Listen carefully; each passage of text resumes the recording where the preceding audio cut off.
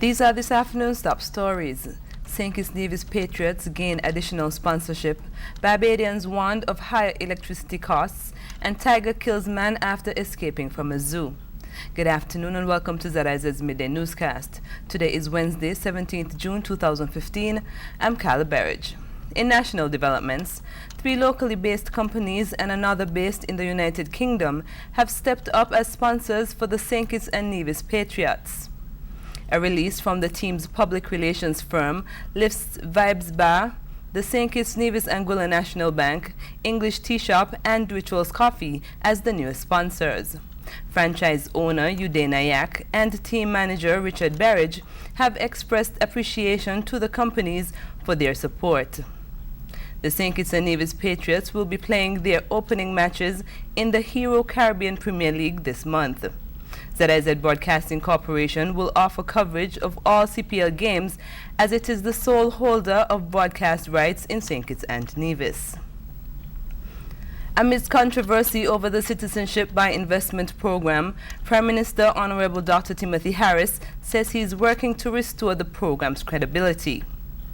Speaking at the Caribbean Region CBI meeting, Dr. Harris said the issues surrounding the CBI are of local concern, but could have a regional impact, and as such, it must be addressed. My focus since becoming Prime Minister has been to restore the credibility of our program. However, I want to assure you that credibility also means ensuring that people have confidence that when we say we will deliver a product in a certain period, we deliver. Please know that every effort is being made to eliminate the delays that this necessary and urgent process has brought about. Our reforms of the citizenship unit will lead to greater efficiency being experienced. In St. Kitts and Nevis, we are committed to running the best CBI program. This means one distinguished for its efficiency as well as its integrity. Prime Minister Harris says he anticipates that the changes will restore the CBI to its former status. We hope that when we would have made all the necessary internal, administrative and infrastructural adjustments and put the necessary changes in place, St. Kitts and Nevis will again retake its place as the leader in the CBI program throughout the world. Prime Minister Honorable Dr. Timothy Harris. Chairman of ZIZ Broadcasting Corporation Douglas Watley says St. Kitts and Nevis must be rebranded. Watley was one of the facilitators at Friday's media workshop, which was hosted by the local government for persons employed within the media in St. Kitts and Nevis. He said the government's desire to rebrand St. Kitts and Nevis suggests that there were deficiencies in the existing brand. So in order for us to successfully rebrand St. Kitts and Nevis, we need first of all to pinpoint the areas where the country's image was hardest hit. Because if you're going to rebrand the country, everything that became a negative must now be transformed into a positive. Watley said the civil service is among the areas that need to be rebranded as it is deemed dysfunctional. I have worked in the civil service. I was responsible for public sector reform. I know that the civil service is dysfunctional. I know that the civil service has been dysfunctional for years. I don't get the sense that in the past that we wanted to change it. I don't get the sense that we wanted to fix it. But I'm saying part of the rebranding has to be that we fix the civil service. The recent media workshop was held at the Ocean Terrace Inn. Regionally, Barbados could be saddled with an additional $100 million more in electricity prices in the foreseeable future. This was brought to the public's attention in Monday's financial statement and budgetary proposals presented by Finance Minister Chris Sinclair. More in this report. The government also has an obligation, sir, to make whole any default under this project.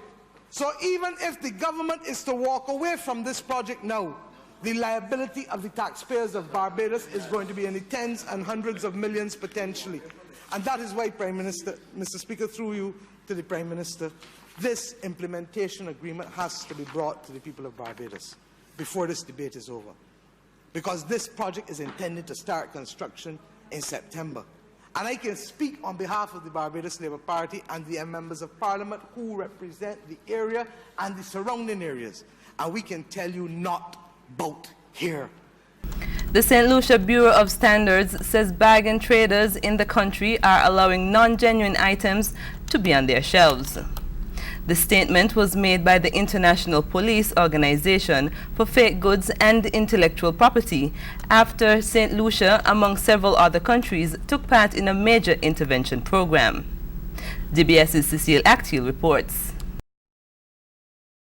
The head of the Compliance Department, Hubert Reynolds, says that the Customs Department usually takes the lead in goods entering the island.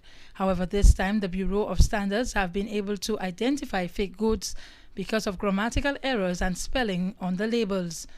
Reynolds was speaking after the International Police Organization seized fake goods worth nearly $60 million in a major operation across the Caribbean. St. Lucia was one of those countries. We have realized that those, and I'm going to refer to them as bargain traders, tend to be more non-conformities there, and the non-conforming items, including non-genuine items, we normally would discover them at those bargain retailers, and I would rather not identify in great detail who the bargain retailers are. Interpol says car parts, fuel, food, detergent, shampoo and clothing were among some of the goods. The operation resulted in the closure of some companies. I think it is, and like I said, the Bureau has already discovered items that are non-genuine, and so to say that there might be non-genuine items on the market, it's very likely. The Bureau of Standards say that they cannot expose some of the traders who sell the fake goods. However, they are working with the Bureau to ensure that the goods stays off the market. For the DBS News World, I am Cecile Actil. Internationally, in Indonesia, Al Jazeera has filmed banknotes allegedly at the center of a major diplomatic dispute, sparked by claims that Australian authorities paid people's smugglers to turn a boatload of migrants back at sea. Australia's government is still refusing to answer questions on whether any such payment took place, sparking a major dispute between the two countries. Al Jazeera's Andrew Thomas reports. The money shot. On the Indonesian island of Roti, Al Jazeera was given the first exclusive access to the banknotes at the centre of a major diplomatic dispute. This cash, Indonesian police say, was given at sea by Australian officials to people smugglers to ensure they return their human cargo to Indonesia. And this is the captain of the asylum seeker boat. I told the Australian man we needed money so we could return to our wives and children. He said, okay, we'll help you. As captain, I got $6,000. The 5 crew got $5,000 each. The captain, now being held by Indonesian police, claims his boat was escorted by 2 Australian vessels over a 2-week period. Eventually, passengers and crew were transferred to 2 different fishing boats that the Australians provided and, once paid, sent in the direction of Indonesia. According to our law, this is bribery. This is illegal. We will let the international community decide what the punishment should be. In Australia on Tuesday, the Prime Minister was still dodging questions. The only thing that really counts is, have we stopped the boats? And the answer is a resounding yes. The Prime Minister insisted too that officials always acted legally, despite legal experts saying paying smugglers to take people anywhere would be against international and even Australian domestic law. There were questions too for Australia's main opposition party. Did people smugglers ever get paid by Australia while they were in government? Not at sea, its leader said, but he stonewalled when it came to payments ever made to smugglers on land. You know that it doesn't matter what political party the politician's from. When it comes to security matters, we simply don't comment. Australia paying smugglers then could have been happening for years. Australian opinions are mixed. If they've got nothing to hide on it, the government, they should be answering to the question. Government stopped the boat coming in Australia. It's a good step for the government. Doing this way, I think, is a little bit crooked to do that. Crook? Yeah, to pay the smugglers because they are crooks themselves. Most Australians say they're pleased that boats of asylum seekers have stopped coming to this country, but most also feel uncomfortable with the secrecy by which that's been achieved. There are the legal questions and the question of exactly how long this has been going on. Andrew Thomas, Al Jazeera, in Strathfield, Western Sydney. A tiger that killed a man and wounded another after escaping from a flooded zoo in Georgia has been shot dead, the Georgian Interior Ministry says. The animal was one of several to break free from its enclosure at the zoo last weekend, following severe flooding.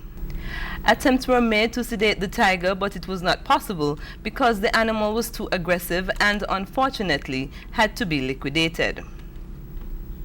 In the weather, today we can expect partly cloudy skies. Temperatures will reach a high of 82 degrees Fahrenheit. Similar weather patterns are expected for the next few days. That brings us to the end of the Midday Newscast. Join us this evening for these stories and more in detail. Thank you for joining us. I'm Carla Barrage.